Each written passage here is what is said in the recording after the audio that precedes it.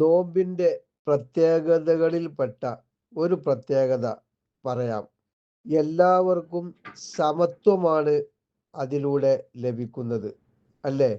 നോക്കൂ നിങ്ങൾ, രാജാവാണെങ്കിലും പാവപ്പെട്ടവനാണെങ്കിലും ഒരേ സമയത്ത് എഴുന്നേൽക്കണം. പിന്നെ ഒരേ സമയത്ത് ഭക്ഷണം ഒഴിവാക്കണം.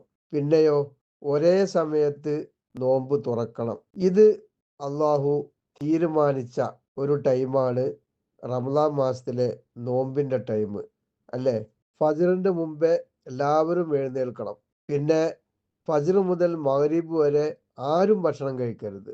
രാജാവാണെങ്കിലും പ്രജയാണെങ്കിലും മഗ്‌രിബിന്റെ ശേഷം എല്ലാവരും ഭക്ഷണം കഴിക്കണം, നോമ്പ് തുറക്കണം. ഇതാണ് നോമ്പിലുള്ള വലിയ ഒരു സമത്വം. എല്ലാവർക്കും ഒരു നിയമം.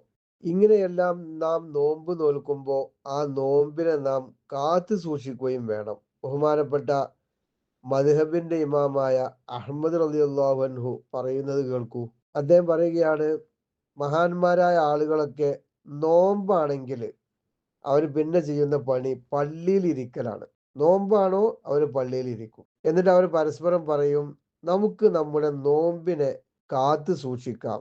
അതായത് നമ്മുടെ നോമ്പിനെ ബാത്തിലാക്കാതെ അതിനെ കാത്തു സൂക്ഷിക്കാം നമുക്ക്. പിന്നെ പുറത്തു പോയി മറ്റുള്ള ആളുകളെ കുറ്റം, കുറവ്, ഗീബത്ത് ഒന്നും പറയാനുള്ള ഒരവസരം വരുത്തണ്ട.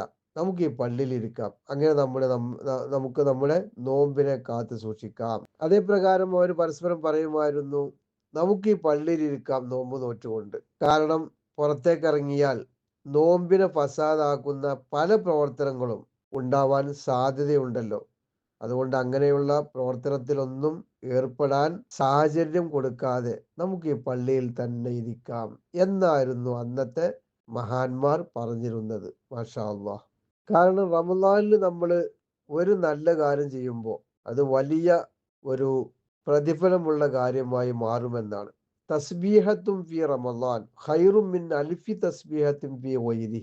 അഥവാ റമദാനിൽ ഒരാൾ സുബ്ഹാനല്ലാഹ് എന്ന് ഒരു പ്രാവശ്യം പറയുമ്പോൾ മറ്റുള്ള മാസങ്ങളിൽ 1000 പ്രാവശ്യം പറയുന്നതിനേക്കാളും അത് ഉത്തമമായി തീരുമെന്നാണ്. റമദാൻ മാസത്തിന്റെ മഹത്വങ്ങൾ മനസ്സിലാക്കി നമുക്ക് മുന്നോട്ട് പോകാം.